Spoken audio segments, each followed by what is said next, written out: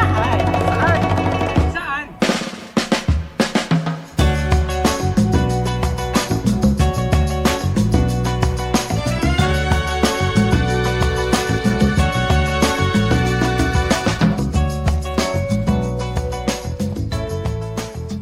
Saan? Sa Bulacan.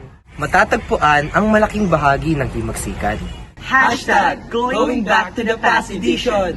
Kami ay mga scholar ng bayan from Polytechnic University of the Philippines. Ako po si Sarly Nathan. Ako naman si Shane Darren Yambao. Ako naman si Maverick Hoven. At kami ang inyong tour guide for today's video. Sasagutin natin ang tanong kung saan. Nga ba, matatagpuan sa Bulacan ang lugar na ito? halina't samahan kami sa aming lakbay sa Naysay. Lakbay sa Naysay! Kapag pinag-uusapan natin ang Philippine Revolution, automatic na pumapasok sa ating isipan ay ang Malolos Republic at Biak na Bato. Pero, teka lang, sigurado pa tayo na doon talaga nagsimula ang isang idea ng Republika? Dito nga sa bayan ng Pandibulacan, may isang lugar na kasama na nga sa kanilang official logo. At ang lugar na ito ay madalas nakakalimutan sa mga libro ng history at madalas na rin itong nai-snub at para bang wala nang pakialam at nakalimutan na ng mga tao. At ang lugar na ito ay Kakarong Disili. Kita nyo to? Mahalaga to. Kaya sa vlog na ito, tatalakayan natin ang isang lost republic. Bumalik tayo sa taong 1896 matapos ang sigaw ng Pugadlawin ni na Andres Bonifacio, nagsiuwian ang mga katipunero sa Bulacan. Ayon sa mga lokal na ulat at tala ng bayan ng Pandi, ang lugar na ito ay pinagtipunan ng 6,000 mga katipunero. At noong December 4, 1896, itinayo nila ang barangay Limasalang. Pero hindi lang ito isang balangay. Ayon kay historian Maria Christine Halili, isa rin itong ganap na republika. Teka, Republic? Agad-agad? Paano nangyari yon? At dyan papasok ang ating pagpapatunay o corroboration na hindi lang ito basta kampo. Ayon nga kay Teodoro Calao, dating direktor ng National Library, ito ay miniature city.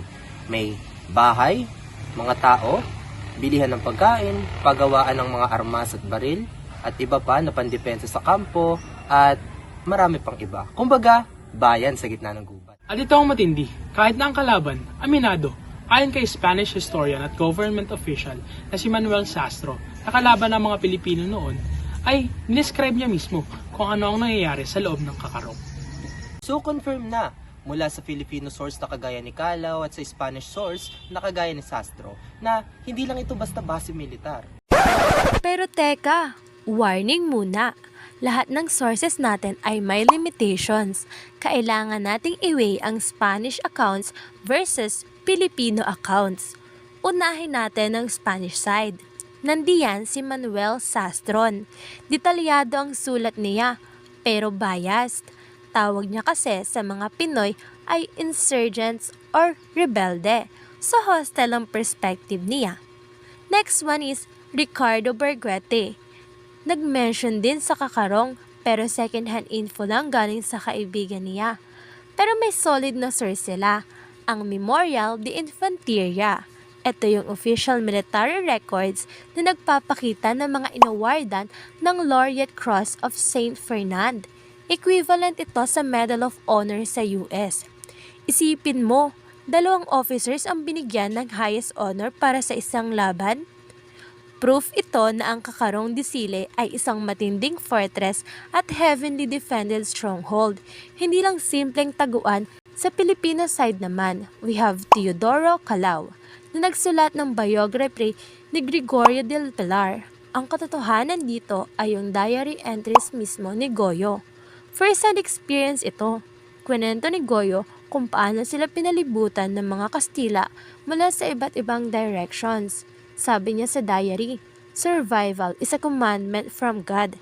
Kaya noong wala na ang mga kasama niya, kailangan na niyang umatras.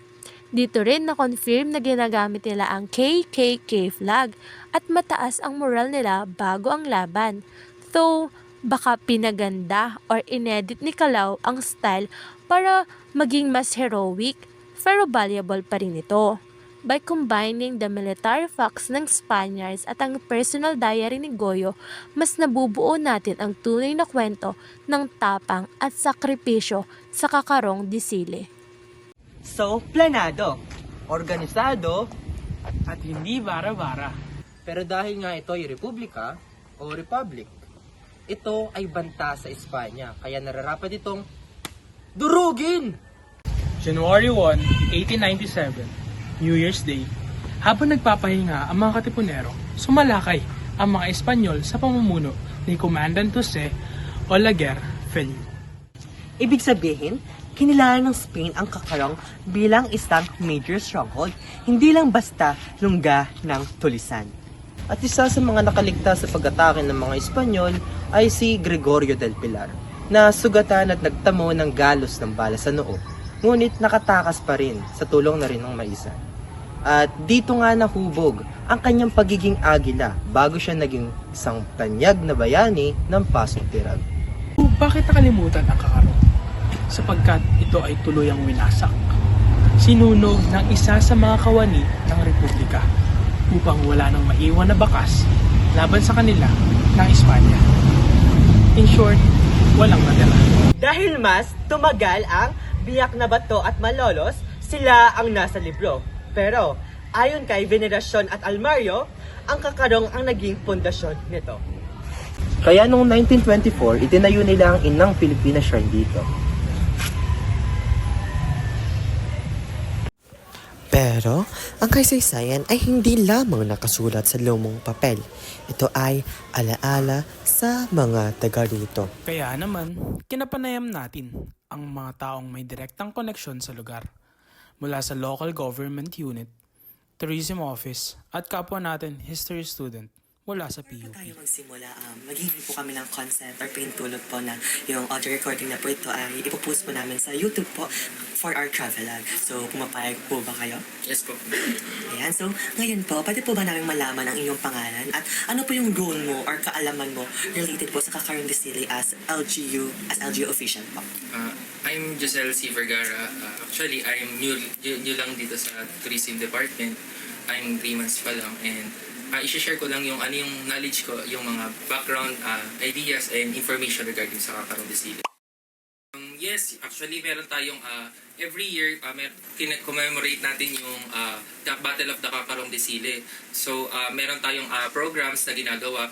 Actually nag-aalay tayo ng flowers sa kanya, ganun yung programs. Tapos nag-i-invite tayo ng mga Boy Scout and Girl Scout para kumbaga binibigyan natin siya ng importance and sinasaluduhan siya, ganun yung programs niya. And every year yun ginagawa. Actually, pang 129th year na yun ginagawa dito sa Pandi, sa bayan ng Pandi.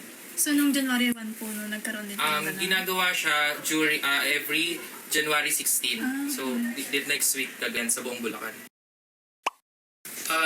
Yung nakita nyo mismo doon, di ba pumunta kayo, yung mismong Inang Pilipinas Shrine is ano siya, simbolo siya ng mga namatay doon. Tinayo siya noong 1924. So yung mga buto, labi ng mga tao na namatay is 1,200 yon. And ang nangyari kasi is mass grave yung nangyari. Kasi di ba dati hindi naman uso yung isa-isa. At saka maraming namatay sabay-sabay. So doon sa lugar na yon, doon sila namatay. I mean, doon sila nagnilibing lahat. Doon nilubog sa lupa, ganun. Tapos, pero yung actually another trivia, yung mismong battle kasi is hindi lang naman siya doon nangyari, doon sa mismong lugar. Nangyari siya pulo-pulo. For example, sa barangay na to, sa barangay na dito, sa ganun, marami siya eh. Pero yung mismong kuta is doon lang din siya nangyari, doon sila nagstay kasi 'di ba medyo malayo sila doon sa city, ganun.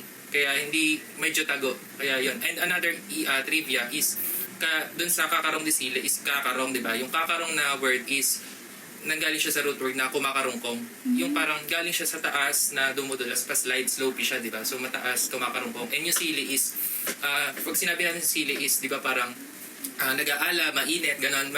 Parang strong yung, paano nila, yung features nila or yung malakas yung loob nila na gano'n, na lumaban, makipagdigma, gano'n. And yun lang naman. And another trivia pala, kaya siya tinawag na na monument. Pag pala monument is kung saan nabubuhay or saan lumaki yung tao, which is si Eusebio Roque. Eh yung atin, di ba, Inang Pilipinas Shrine, yung Pandi.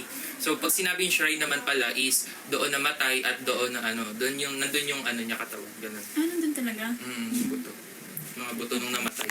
Pero yung buto ng mga namatay, pero si Eusebio Roque, wala siya doon. Nasa Bukawi po siya, no? Okay po. May follow-up question po about po dun sa artifact. Meron, as far as I know po, dun sa research namin, nasunog siya, di ba? So, that means po ba na wala na po talaga natirang, halimbawa, nung revolution talaga nila Andres, may natira pong mga flag, parang mga panyo nila, ganun, espada. So, wala pong ganun natira sa ano. Wala na siyang natira, oo. As Kasi in yung iba, zero? kinuha na, nagtago yung iba. Hindi So, na wala po talaga, talaga natira? wala na talaga actually lahat. Pinapahayag ng LGU natin, ang Kakarong de Sile is parang isa siya sa tourist attractions. And yung way ng pagpapakilala sa kanya is through promotional materials. For example is like nagagawa tayo ng newspapers, ng mga brochures, mga flyers tas ibinibigay and pinapakita natin dyan sa makikita rin natin dyan sa harap. And ano din si ma'am ng symposium. For example is nagtatalk siya regarding sa history ng Kakarong de Sile and through social media din, nagpo-post din, and dun sa every year kinag-commemorate nga natin yung Battle of Kakarong de Sile tuwing January 16 yun.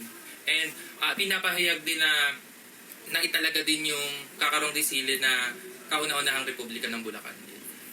So, meron pa rin pong misconception around dun, no? Since ang sinasabi nila kung Unang Republika is Malolos, Malocan. Pero dapat, Pandi Bulacan pa rin talaga yung kauna-unang Republika. Which is, di ba, tatlo yung Republika natin, Malolos, and Pandi, tsaka Biyak na ba to? Biyak na Baton. Kasi nga, di ba, ang inang Filipino shrine is tinago rin siyang dark tourism. Pag narinig kasi natin yung dark tourism, ano ba yung pumapasok sa isip natin, di ba? Ang dark tourism kasi is more on death and tragedy. So, parang medyo ilag puntahan ng mga tourist yung pag sinabing dark tourism, maraming namatay, maraming sakuna or event na nangyari, ganon. And isa pang factor siguro is malayo siya and liblib kasi nga doon yung nagkampo, so nagtatago talaga sila, yun yung talaga yung purpose nila.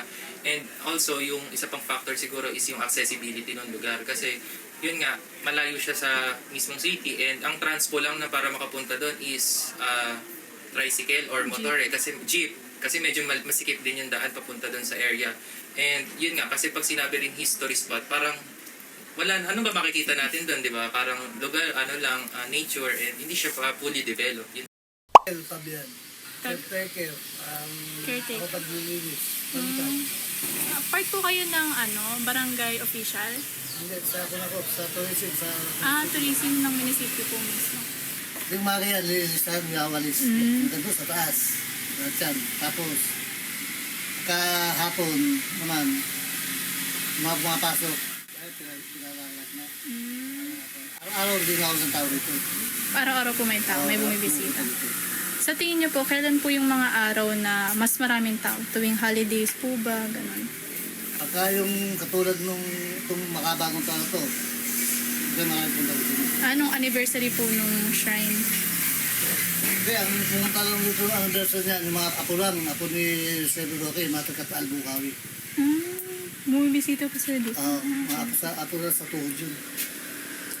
Ni Eusebio Roque. Okay po. Mahirap po ba dito yung nagkakalat po ba yung mga tao? Hindi naman po gaano? Hindi naman gaano kasi meron ng basuran. Yung government po ba ng Pandi parang binabalak po ba to na i-renovate o wala naman po? Sabi nila, nung pumunta ko sa rito yung kanang tourism, ayos mo daw ngayon to sa Garaw. Ayusin yung ground. Okay po. Salamat po. Kung na-record ko po na boses po ninyo, ipopost po kasi namin siya sa YouTube. Okay lang po ba yan? Sige. Thank you po.